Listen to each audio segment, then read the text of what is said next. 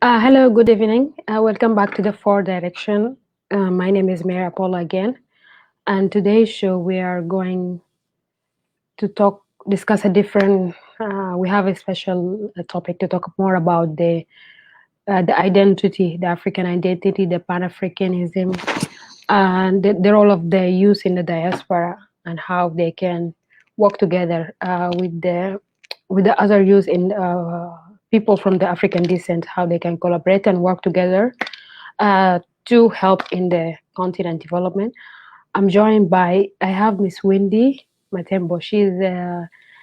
A she's a psychologist and she's also a youth advocate from South Africa. Welcome, Wendy. Thank you for having me. It's a pleasure. Yeah, thank you so much. Thank you so much. So first, I would like to welcome to the Four Direction first, and then I'm looking forward to this amazing conversation for today. I have a video about the definition of identity. They work in shared offices, and I would like to also to share it. But before that, tell me about the problem. What is missing in our African identity when we talk about it as African people? Honestly, I believe it's a couple of things, right? If you look at the history, the lack of knowledge based on history, right?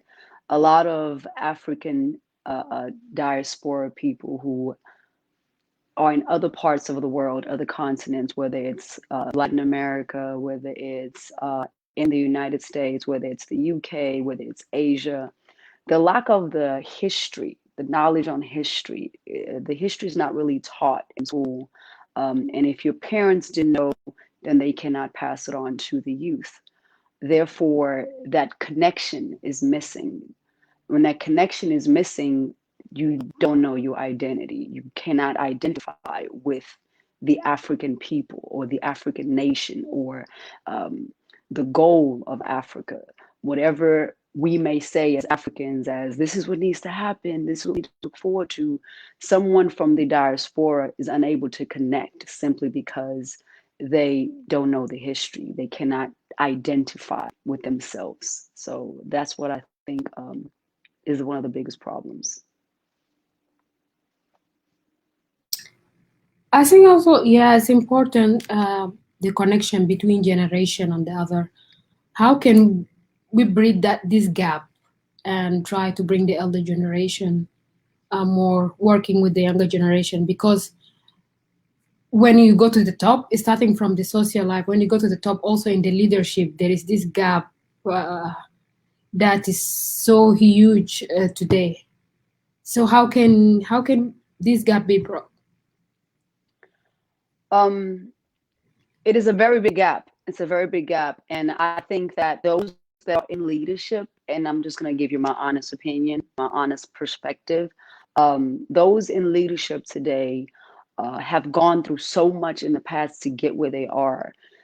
Their ideals do not fit what we're going through today and what we will continue to go through if a new mindset is not brought to the table.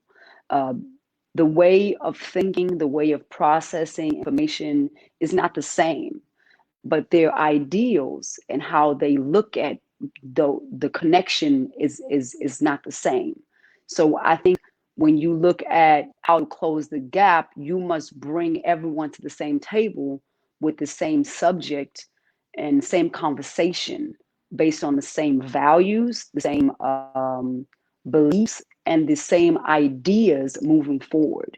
Um, I talk to a lot of older people from South Africa, like family members and people that I know of, and they have this one way of doing things, and they're just stuck on it, because they're they're doing apartheid before apartheid. They're doing the struggle. Some of them witnessed the slave trade. So if you think about where they came from and what they witnessed, that's what created that mindset, right? So they believe they are right and their way is the only way. But their way is what has brought us thus far.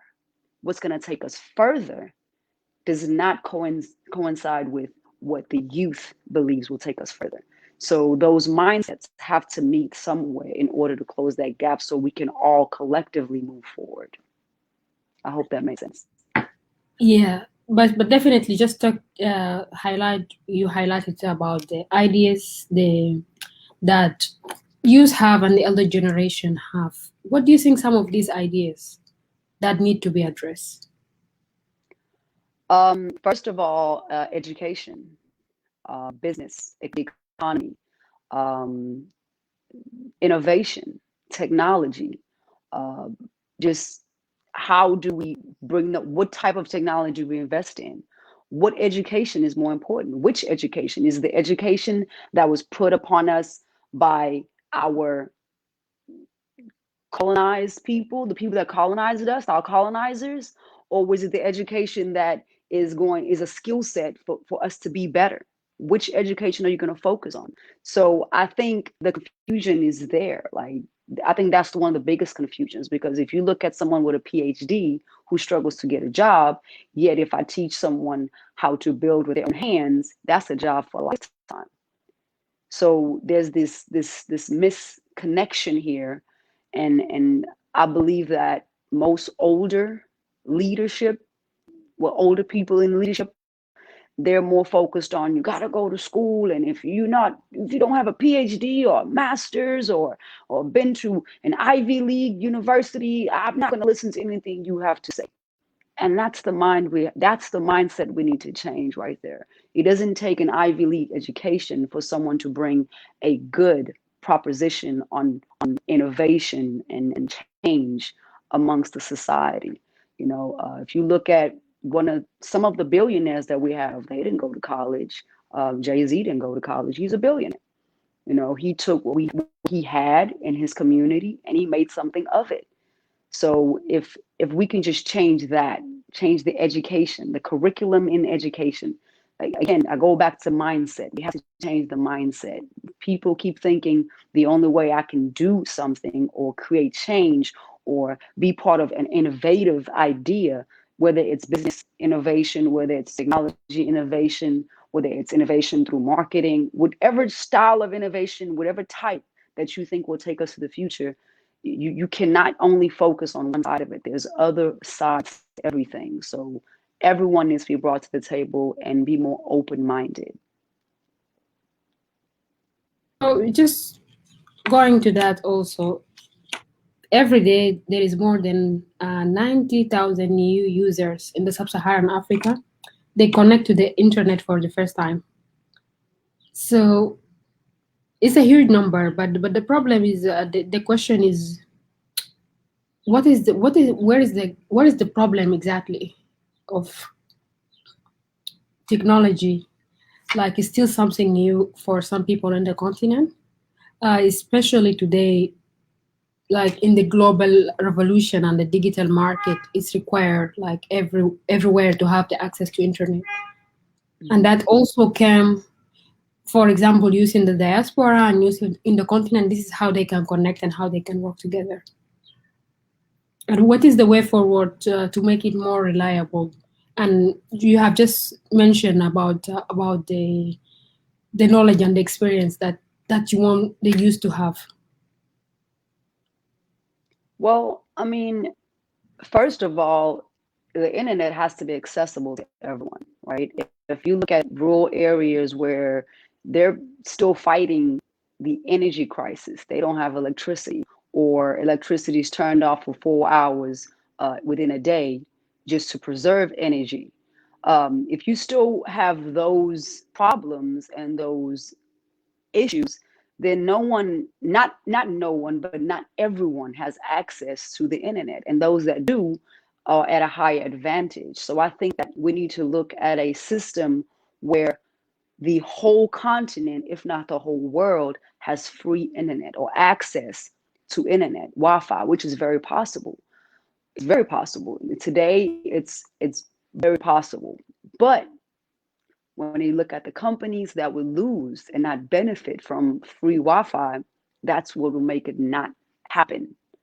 But the only way we can truly say we are giving everyone a fair chance in innovation, within connections, connecting with each other to communicate and share ideas that are geared towards change and the betterment of each environment, whether it's social, whether it's economic, whether it's educational, whether it's just uplifting the next person to just have a great day, just so you can have a good day, sharing good, positive energy. We can do this through the internet. We can definitely do it. But if everyone doesn't have access, there will be a lot left behind. And then catching those people up will almost be like working 5, 10 years over and over and over and over and over. So if we just free internet, free Wi-Fi, which is, like I say, is very possible. We have internet that travels under the ocean. This happens. We have trains that travel under the ocean. So much is happening around the world, but those people that create that, the companies that invest in that, they do it solely for profit, not for humanity, but for themselves. So we have to be selfless and focus on how to uplift the whole world, all of humanity, and get everyone on the same platform. Then we can start having serious conversations on change that can actually happen. So you're talking about change now. There are several issues in the continent that our youth are facing. Poverty, famine, literacy. Youth doesn't have enough opportunities in the public sector. So, but at the same time, there is many people in the diaspora and also youth who are advocates are asking for this scenario to be changed instead of telling the negative scenario of what we have in the continent. We should focus more and bring the positive scenario. What is your opinion on that? I think I think focusing on only the positive and ignoring the negative is what they've been doing forever. And it's kind of like what grandma used to say, what happens in this house stays in this house. But then there's no healing, there's no therapy, there's no change, right? With no healing or a change, then we're stagnant. We're staying the same. We cannot expect different results if we do the same thing over and over and over. Something has to change, something has to give. As far as the lack of literacy, the poverty, lack of education, in a lot of African countries, I believe, again, the internet is our answer. If everyone can be given access to internet, access to a computer, you can learn so much. You can take classes virtually. No one has to be in front of you physically. This will cut off a lot of expenses when it comes to, well, who's going to travel into the rural areas? Well, if everyone has Wi-Fi, all they have to do is turn on the computer. You can have it in a large scale, like a lecture room, in a ballroom, and just have a projector screen. Everyone can learn at the same time. Maybe different times around the world based on the time zones, but I think this will help close that gap to where at least they can get the education and close the gaps in literacy.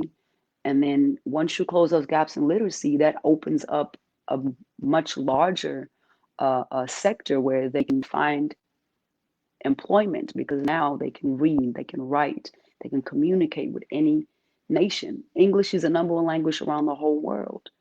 Some countries still don't speak English, not fully, but not to the point where can have a conversation like you and I are having a conversation intellectually.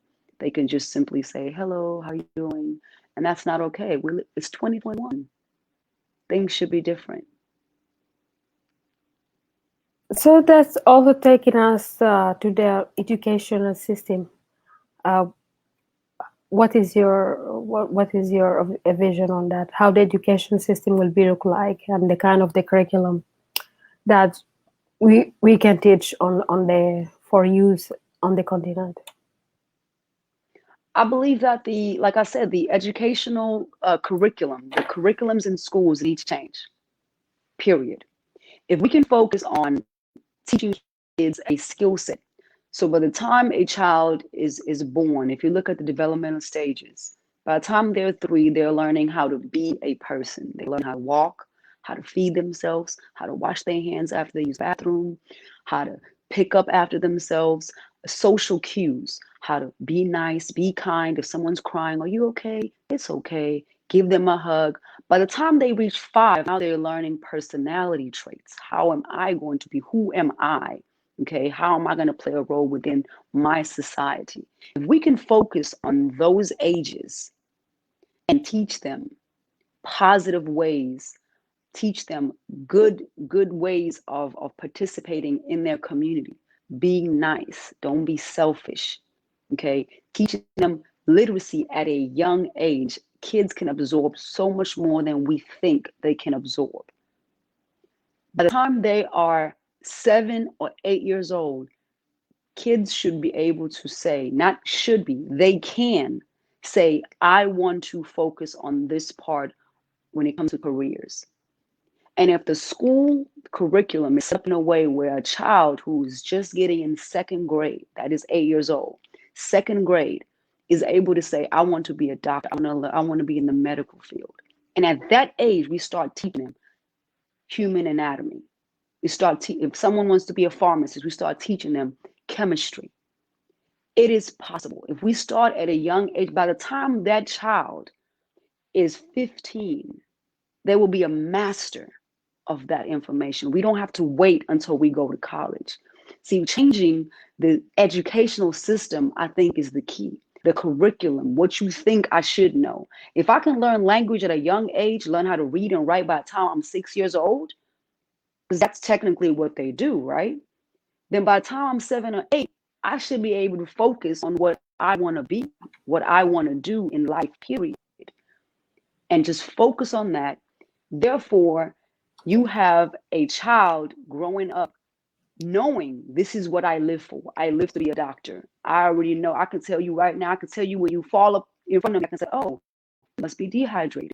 And you're talking about a 12-year-old. We don't have to wait till they go to college. We don't have to wait. High school, the whole system, educational system just has to be just changed completely. So if you have these classes at a younger age where they're able to focus, then we bring in professionals in those fields to come and give specific classes, sections, just like they do in college, but do it with the kids. Because at this age, this is when you're able to get them. This is when you're able to hold on to them, because at that age, they still trying to please you. They still willing to listen. By the time they're 15, 16, you're talking about a whole different person. The maturity level is different. Now they've studied you. They know how they can get around you, get around the education you trying to teach them. So if we start at a younger age, I believe we could be more successful in the future. Imagine a world where 18-year-olds don't only graduate from college, but graduate with a degree or a master's in a program, or finish medical school at 18 years old. Now we have young doctors with different mindsets. We can, everything that we strive for can happen much faster if we focus on the children.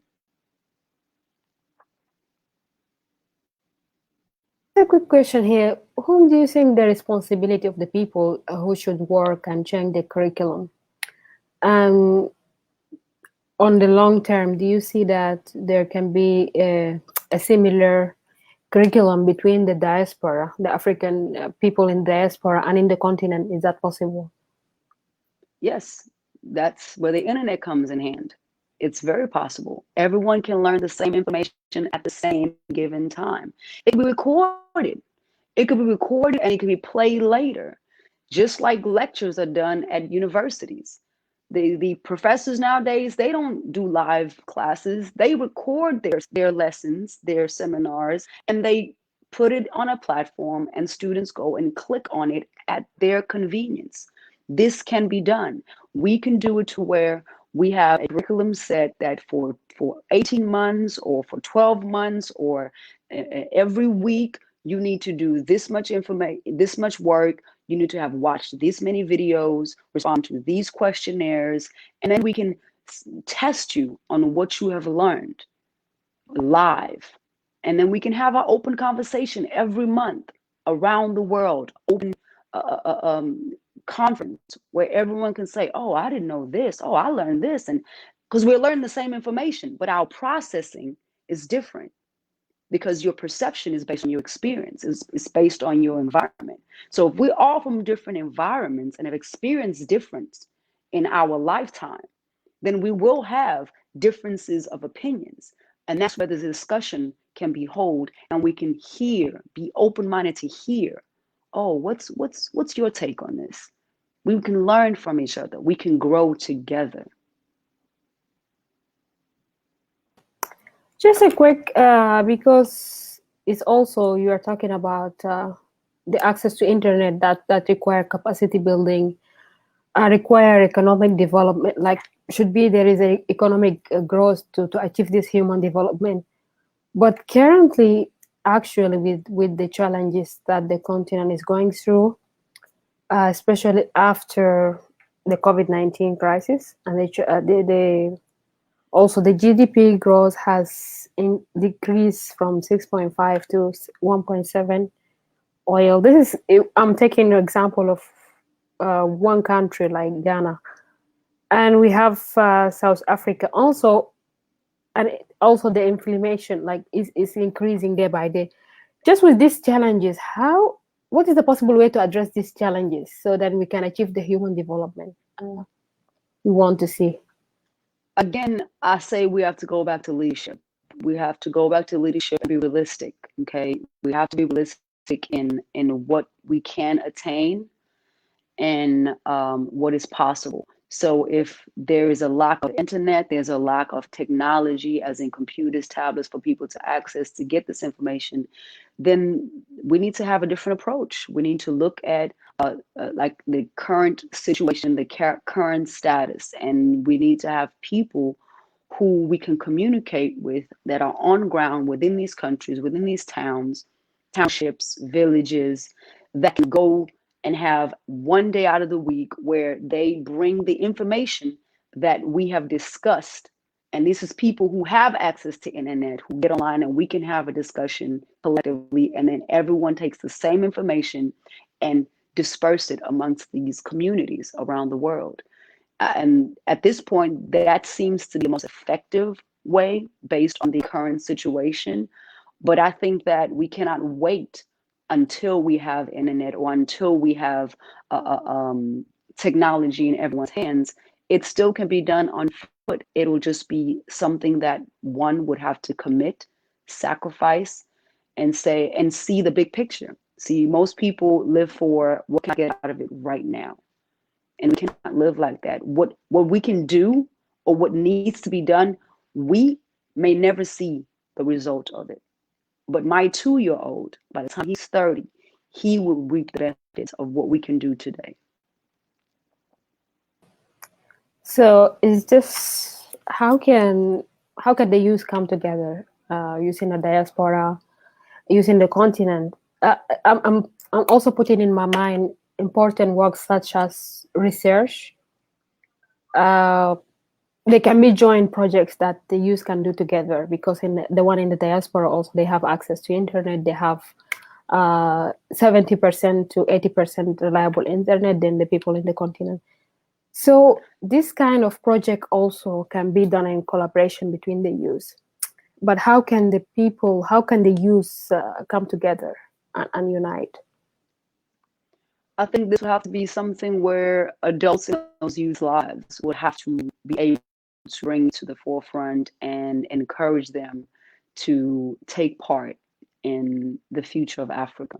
See, one thing I've learned about youth, and this is from just teaching and just living, youth won't do something just because you said so. You can demand it all you want to, you can require it all you want to, but until you show them what are they going to gain from it, they're not doing anything.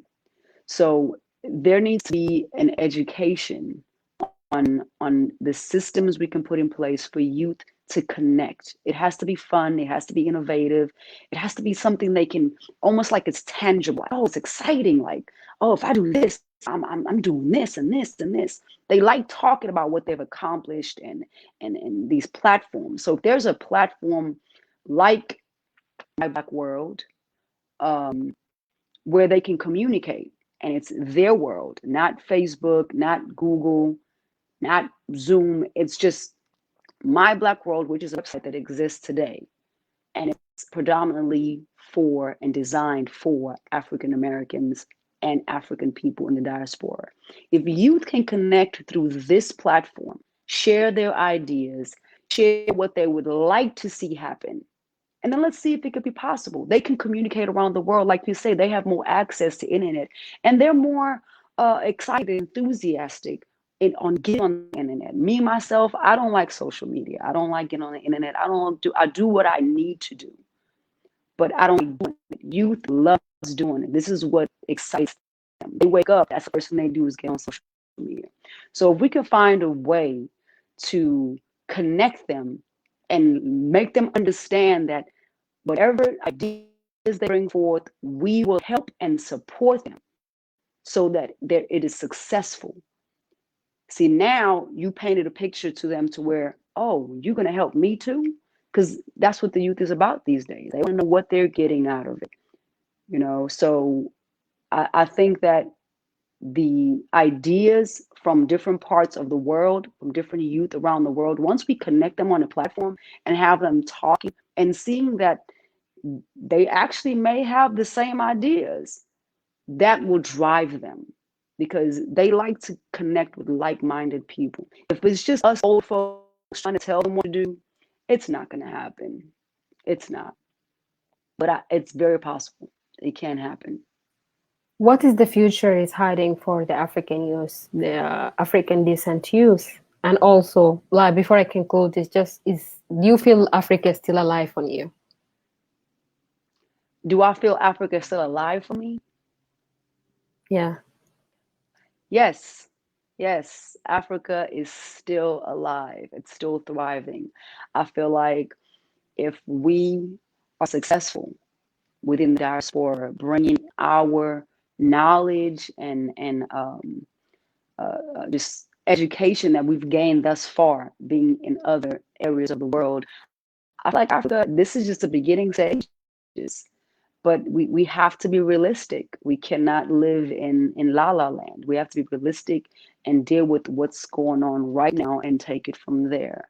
As far as the youth, I think the youth can come around, but like I said, someone has to get in their minds, someone has to get in their heads and help them understand how this is beneficial, not just for me, but for them and their kids in the future. Because once people are able to see that this is not just for you, I'm not doing this for you, I'm doing it for me and everyone else in the future, and how we make it better. Like think about a world like Wakanda. Like if we really lived in Wakanda. And see, that's how I excite my students. I said, do you know that's possible? Like all the technology that's in Wakanda in the movie, someone thought of it. It's Mhm. real innovation. It's something you can create, something you can design. If it doesn't exist, it can exist if you think of it. And so it's all about bringing those ideas and throwing those ideas to the youth and helping them see that, oh, I can play a role. Okay, they get excited. So we have to get them excited. We have to make it exciting for them. That's the only way we can gauge them. Okay. Thank you so much, Wendy. You have just inspired me now by your talking, by your speech and ideas. I'm just wondering. You study psychology, and I think by you have been a teacher by training also. Just how can field like psychology can be part of the African institutions? Like there's some social field that need to be implemented in the institution. How can we do that? Again, I'm going to go back to healing. See, psychology, understanding what has happened, you understand why people think or act the way they act, right? So Psychology is just about human behavior. It's a study of human behavior, the brain, how do you process information? Why do you process it that way? Why is it more severe for these people and not as severe for these people? So I think that psychology can help in a sense that it can help one understand why this group of people act the way they act or feel more superior than this group of people. So once you understand the background story, you're able to paint a picture of emotions that were drawn from that experience that have dictated how that person reacted in a situation. Because someone from I'll give an example. Someone from the suburbs in South Africa is not living the same life of someone in the suburbs in America. It's both suburbs, but because of the outskirts of that suburb, the political stature of that suburb, things are slightly different. But the only common ground is that they both live in wealthy, right? They're both rich, right? They can get whatever they want. They probably have a maid or a housekeeper or a nanny. That's the common ground, right? But if you ask them about their experience will be different. Mm-hmm. Same thing for someone living in poverty in America and living in poverty in Africa. They have one thing in common. They're both poor, but the environment is different. See, someone poor in America can go on the street and beg for money and they'll get it. Someone poor in Africa won't get it. Someone in America can go to the government and say, hey, I'm poor. I don't have any money. I need food. And they'll get it. But someone in Africa cannot do that because of the political system in place. So if you look at psychology, you have to understand each country has its own problems, not stemming from yesterday or today. It's history. You have to look at what these people have gone through. Then you have to go through the healing process. You have to rebuild the personality, the mindset, right?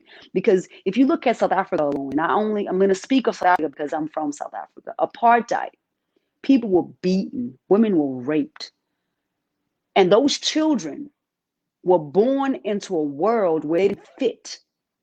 Whether you were from the Zulu tribe, the Xhosa tribe, the Venda, Bed, whatever tribe you were coming from, once you were born, you look different. So the tribe itself, they just know your mother, but they taunt you.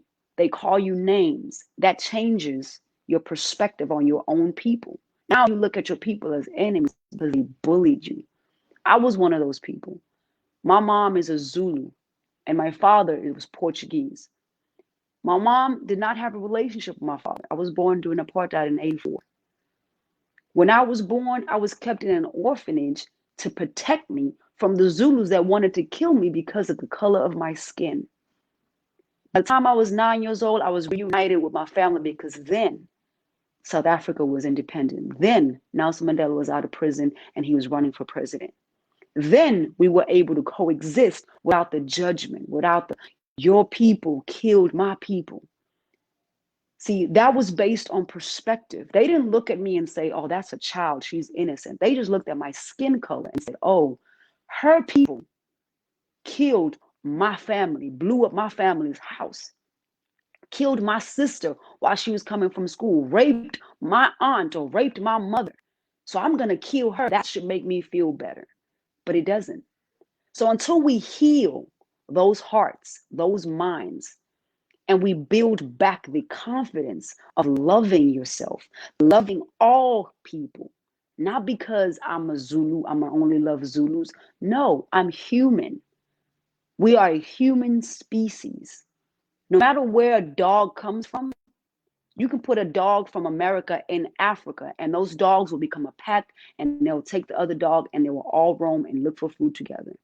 Why can't we do the same as human beings? Because of the psychology. Once someone is hurt, once someone has been betrayed, bullied, mistreated, they have a different perspective on the people that bully them. I could have easily said, I don't like Zulus. I don't like Africans. Because when I went to school in the third, fourth, and fifth grade. I was bullied every day because I was the only one that looked the way I look. Everyone else was a Zulu, really a Zulu and a How Xhosa. So how was that experience for you? You kept in an orphan it, and then you came out of the orphan to go to school. it was traumatizing. It was traumatizing, and I didn't understand why. In Mm, my mind, I was happy to be around family. I was tired of being in the orphanage. I didn't know anybody in the orphanage. We fought for a bed. We fought for clothes. We fought for underwear. mm, So to be in a home with a family, I was excited. I was thrilled. But my own family members called me names because they didn't understand. mm, They also ran away during apartheid from bullets, from AK-47s being shot at them in the midst of war in South Africa, in the village that I grew up in, which is Okunjini. So these people that have been traumatized and killed are looking at me as the enemy because I share the skin color of the enemy, but I'm not the enemy. So to grow up in that environment, I think what saved me was coming to America. Because when I came to America, I saw many people like myself, mixed, wow.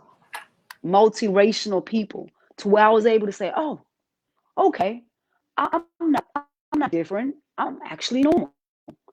And it took a lot of self-reflection to where I have to understand why those people treated me like that. And when I dug through the history of South Africa and I learned the history of apartheid and what actually happened in that village, listening to stories from my aunts and uncles, even they apologized. I'm sorry for the way I treated you. I didn't know better. So I think learning history, knowing the history, you understand the trauma. Once you understand the trauma and the type of trauma you're dealing with, you know what you need to do, what type of healing process you need to go through. And so So that's one way I think psychology can benefit Africa. yeah, so I just feel so overwhelmed because when you say that when you come to America, that experience, that when you heal and you feel better, it just doesn't feel easy for me because you were leaving your identity, your home where you belong to come to a new place where you feel safe and like you belong to somewhere, like people are accepting you. Because today is still in the 21st century. There is a lot of countries that are going through this identity crisis, racial issues, but they are not. People are not talking that much about it. In each country, they has it. I think either because of the colonial and also the social structure, also the government institution. Do you think there is importance also for more of these stories to come out, for more of the people to tell that stories, and what should be, how is the change is going to look like? I think that talking about it, bringing it to the table, discussing it, I think will help someone who's probably going through it right now see that, oh, this is not the end of the world. This doesn't have to be my destiny, my legacy. I can change things. So when you mentioned, you don't like the fact that it took me coming to America to be able to feel like I was being accepted. What rang in my head was simply when I came to America, I was just as I was just this person who was different, but they accepted me because I matched them. They don't have nowhere that where they belong. I didn't feel like I belonged anywhere. Americans don't feel like they belong anywhere because they're still looking for their identity. Most of them can't even tell you who their great great grandma is or great great grandpa is. They do not know their heritage, right? So they're just as lost as I was. So when you talk about me coming to America and that's where I finally found my felt like I was accepted is because I was just as lost as them. So we had something in common. But as I got older, I never disliked or hated where I came from. I was never like that. I always just questioned why they treated me differently. And that's what pushed me to learn more about the history. That's what pushed me to educate myself in psychology. That's why I chose psychology, because I wanted to understand human behavior. Like, why do people even do that? Like, why be mean to one another? And I think that was my destiny, because now I can be a testimony to someone else or a whole nation who may be going through this. So now I love my country even more because I understand the pain. I understand the struggle. You know, when you look at someone that's been abused and abused, abused, and they survive, it's hard to ask them, oh, you need to be nice. Well, no one was ever nice to them. They don't know how to be nice. Just like children, everything is learned, everything is taught. You teach children how to be kind. You teach children how to share. If I grew up in a world where all I ever saw was people fight, kill, take, rape, that's all I've ever seen. My mom died, my father died. Not only did apartheid happen in South Africa, but they were given AIDS and HIV. And this was just cause. Let me just see how it's going to work. They were lied to. People died. Children, I've watched it with my own eyes. Children lose their father, their mother, their brothers, their sisters to HIV and AIDS. Something they did not go out there looking for. The government lied to them. And through a program that the Europeans were doing, they gave most of South Africa HIV and AIDS, trying to kill them off. So if you think about all of that is trauma. All of that is trauma. It's pain. You cannot just think these people are going to be happy people and, oh, everything's going to be love and happy. No, there's trauma we need to deal with. There's this loyalty to each other, because that's all we can do is trust one another. But another person, oh no, I don't know what you're bringing over here. I don't know what you're doing. And I see that all around the world. That's not only in South Africa. That's in Ghana. That's in Nigeria. That's in Congo. That's in Brazil. That's in Australia. That's in the UK. That's in the United States. Everywhere you go, if there's trauma, there's no loyalty. How are you There's no today? trust. Today, how are you teaching this to your kids or the people who are around you? Have you been telling your story and sharing the experience that you went through in South Africa? Honestly, this is about probably the second time I've shared this story.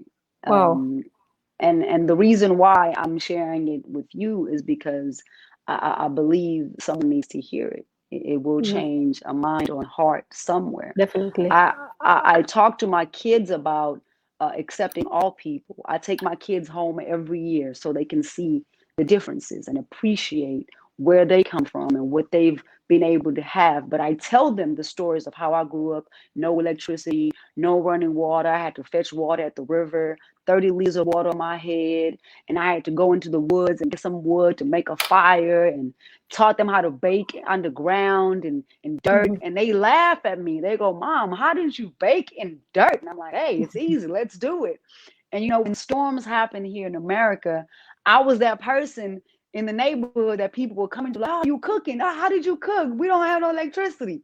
But because of my African knowledge and what I grew up in, it actually benefited me. So that's what I do when I teach. When I, even in school, when I teach the kids, I talk to them about what I didn't have and how that prepared me for life today. And I teach them through stories, sometimes through examples. So I think that more people need to hear the story, and this is just the beginning. Yeah, thank you so much for sharing. That definitely is going to change a lot of mindset, a lot of people. I think the next step that you think most of the conflicts that we have now in in the continent, and also the war, ethnic war, identity, religious war.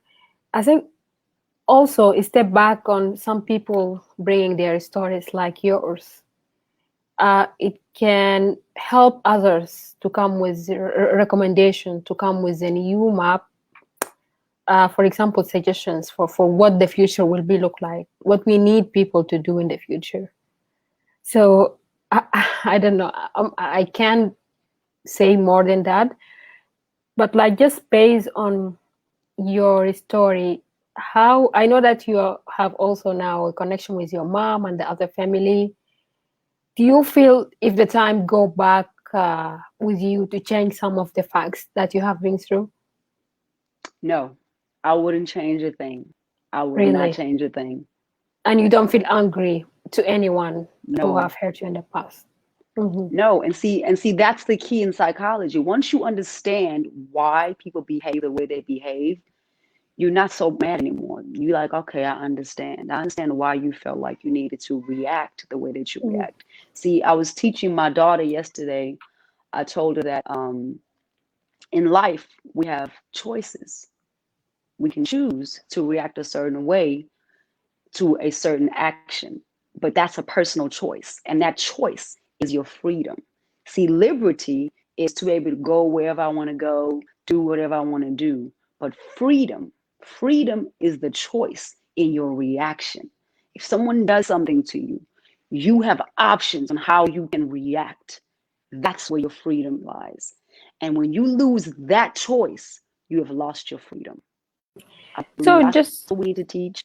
That's what we need to push for. And if we can help people, anyone, control and understand the options you have in choosing the way you react to an action, that's where we'll be successful in life, period.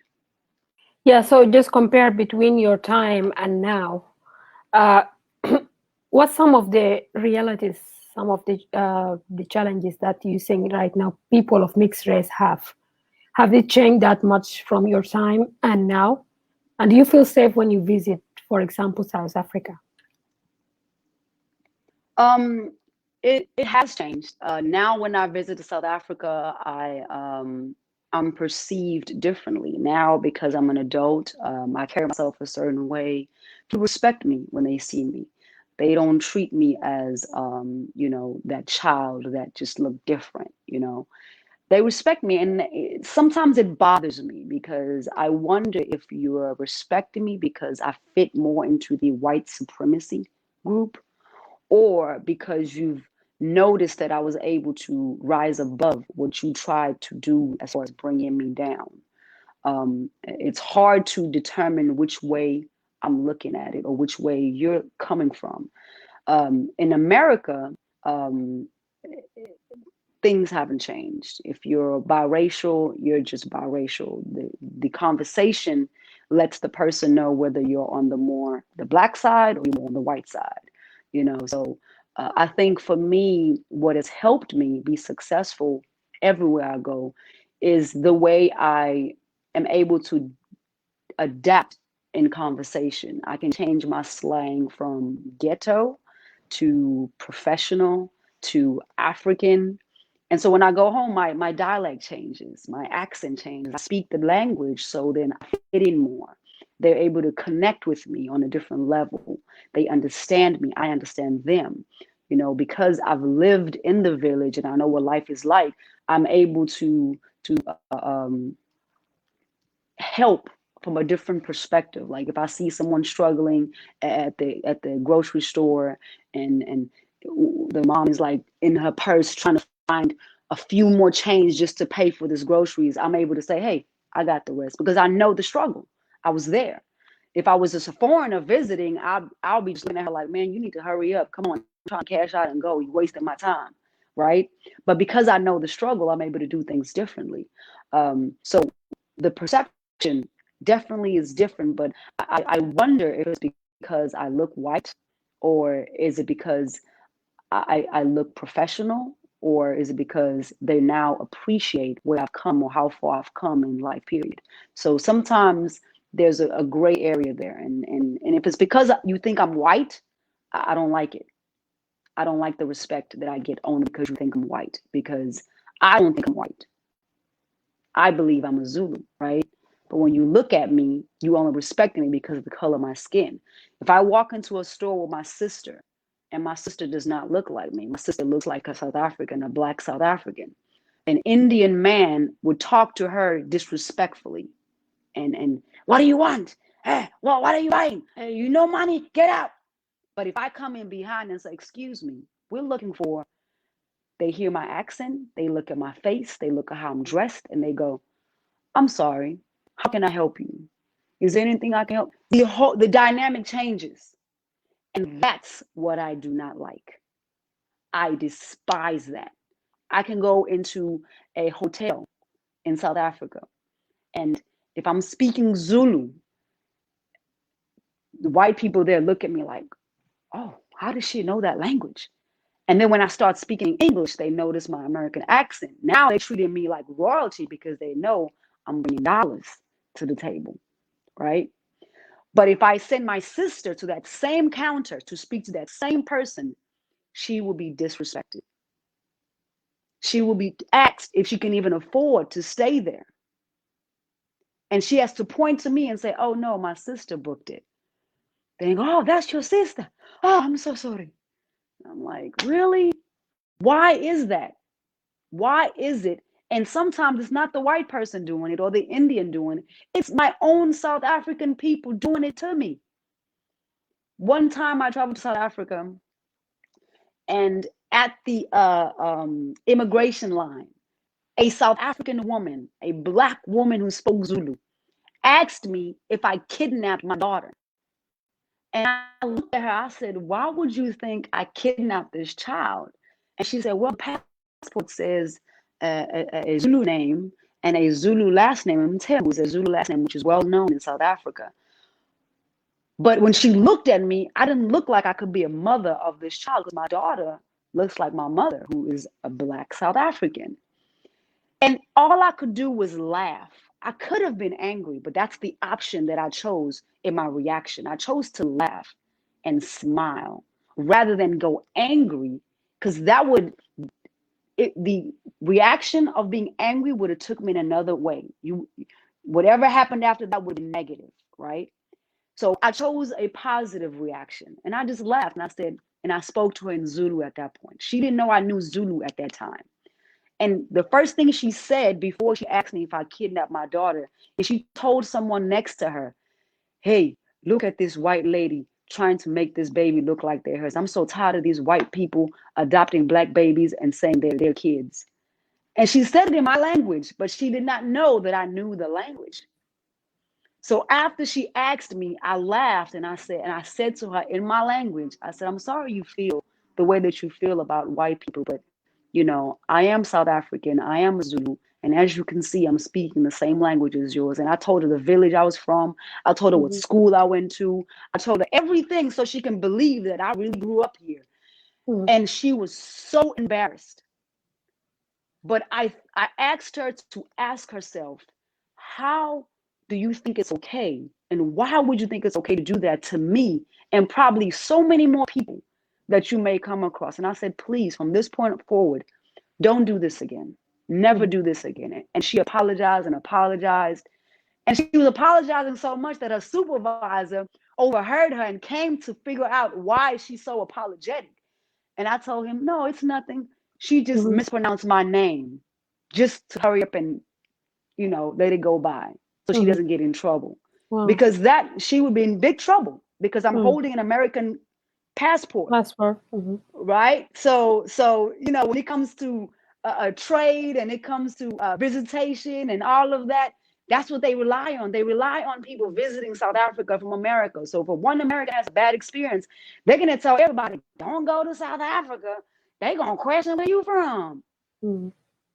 So, but that's those are my experiences. Okay, And still so after those experiences, I'm not upset. I'm not mm, mad. that's a I, good thing I too. understand. I understand. So now today there is many also South African women who have been orphaned. They have traveled abroad. Most of them come to the US and have studied. They went back. They are a role model now for different young women, and they are doing a lot of activities for the community. Uh, I just some of these stories. It's just taking me to an important point. How can women like you, other South African women who have African identity, can do that work in their community, especially South Africa? I think that we need to push for um, self-confidence, love, right? Unity, because the lack of self-confidence makes one judge another person. If I don't feel good about myself, then I'm mad that you look good, right? That's just the natural way of thinking, right? So Mhm. if we can push those who have managed to make it, go to America, go to the UK, be somebody and come back and speak to the youth in our own respective countries, I think we need to push self-confidence. We need to push love, because that's the biggest problems with most African countries, and maybe even all African countries. We do not love ourselves, therefore we do not love the people that look just like us. We respect people that look different, and we disrespect those that look just like us, which is backwards.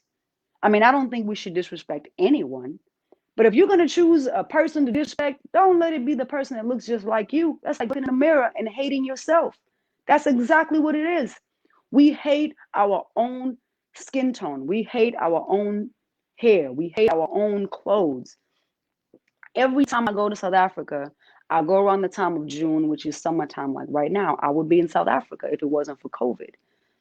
I speak at Juneteenth to the youth. And one of the things that I preach them, I say, do not let go of your culture. Stop trying to be like the Western world. Stop trying to be American. Stop sagging your pants. Take pride. Do you even know what that means to sag your pants?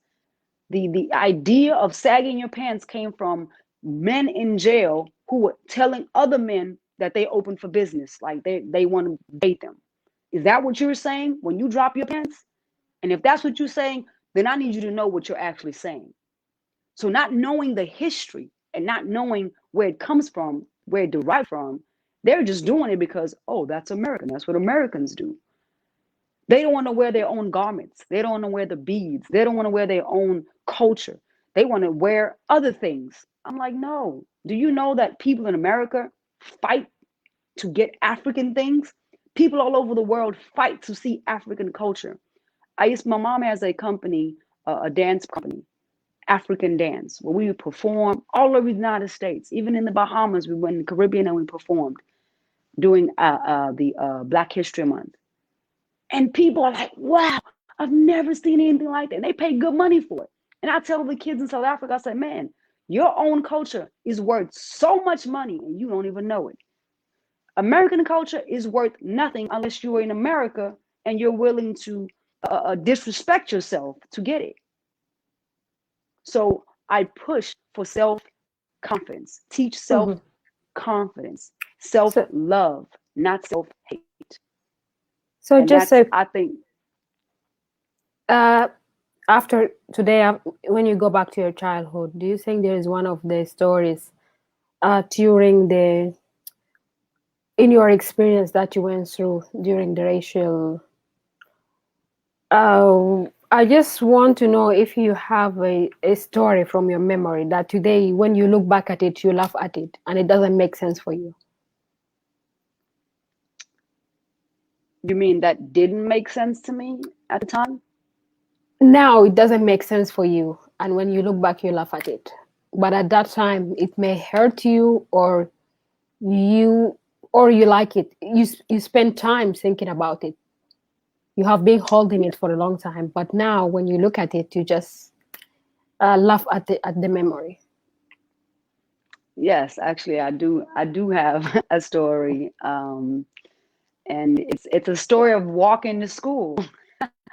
We walked about 10 miles to school and from school. So that's 20 miles a day, 5 days a week. Whether it rained, whether it stormed, you had to go to school. And I hated it. And one year I didn't even have shoes. So I was walking barefooted, and even if you had shoes, you couldn't wear them in certain areas because you had to cross a little river and you have to go through the sugarcane fields. We were hungry. We didn't have lunch. We didn't have lunch at school. So you would look at other kids who had lunch and you would watch them eat and you would just swallow your spit and you just couldn't wait for school to get out so you can go home. And we would compete on who's going to get home faster. And even if we ran the whole way, it still took us like 30, 45 minutes to an hour to get home. And I think about it now and I'm like, man, that was pretty miraculous. Like, what? I can't believe I ran 10 miles every day or walked 20 miles every day. And it was just what we did. It was something that you couldn't complain about. You had to wake up and go to school, whether you were hungry, whether you had breakfast. And we were very poor. Some days we didn't have food. Some days all we had was maize meal that we made. It's called pop. You guys call it fufu. That's all we had. And we would Mm. eat that with some butter or put some sugar in it and eat it, drink some water with sugar. And that was your breakfast. And you Mhm. wouldn't eat until dinner time when my mom came home and was like, oh, here goes some food. I look at that now and I laugh and I'm like, man, I survived. Like, I made it, you Wow, know? that's cool. So what is the next? What is next in your journey? What are you planning to do? What's next? That is a Yeah, very, I just found out today you are so talented and you have so much. You have so much story. You have so much passion. You have so many areas that you can work on and bring out that creativity was in you as with Wendy. I would love to be a motivational speaker, Mm, motivate anyone that's willing to listen, that is educate, and build. Start on at least start on a conversation where we can create a self-sustaining society. Um, and this through education, through the economy, the infrastructure, all of that. I want to be able to start some kind of program with a like-minded person or like-minded people, whether it's through the diaspora, whether it's just through the African continent itself. But I think that it's possible for us to create a community that is self-sustainable through solar energy, self-sufficient food through hydroponic gardening, and then education. If we use the system I was talking about in education, where kids learn from a young age on how to be a doctor, how to be an architect, how to be, by the time they're 18, 20 years old, they're actually working within the community, helping the community, clinics within the community, hospitals within the community. And we're not dependent so much on the government.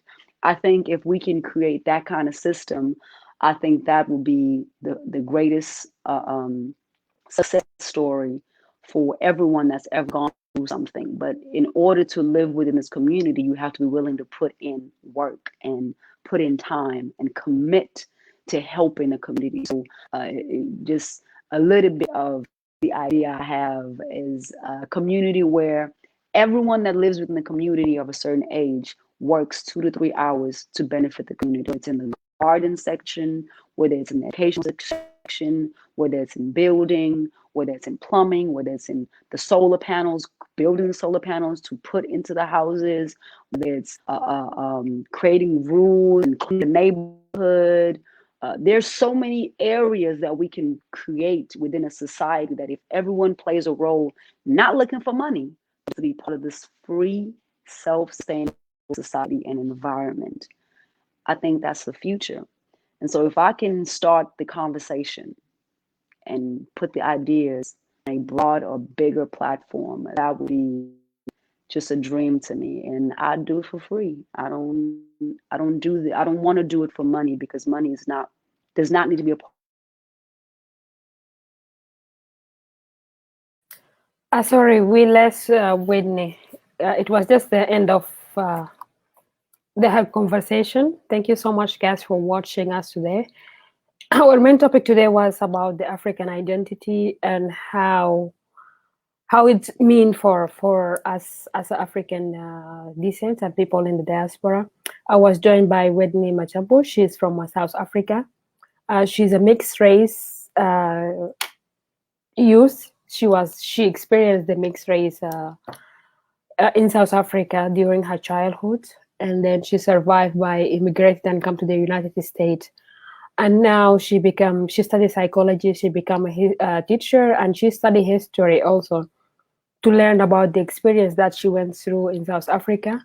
And now she's traveling also between South Africa and the United States to learn more about the culture, to teach young people about the identity and the belonging. And also she has some project for rehabilitation for people who went through different trauma to heal. And also she's also working in education, and she has some amazing experience, amazing ideas for education and curriculum in the continent. So yeah, I was happy to join by her, and also I was happy for you to watch the program today. My name is Mary Apollo. I was the host. See you in a different show. We will have different conversation and have a different guest. Stay. Thank you. She is back, Whitney. I'm so sorry. No My phone. problem. We were just actually concluding. I was about to Yes. say thank you for coming. Thank Thank you you for so having much me. for coming. Yeah, sure. Thank you so much. And let us keep the conversation. Keep the good work and the spirits up, please. Yes, ma'am. Will do. Thank you so Thank much. you so much. It's been a Thank pleasure. you. Me too. Me too. It's my own pleasure.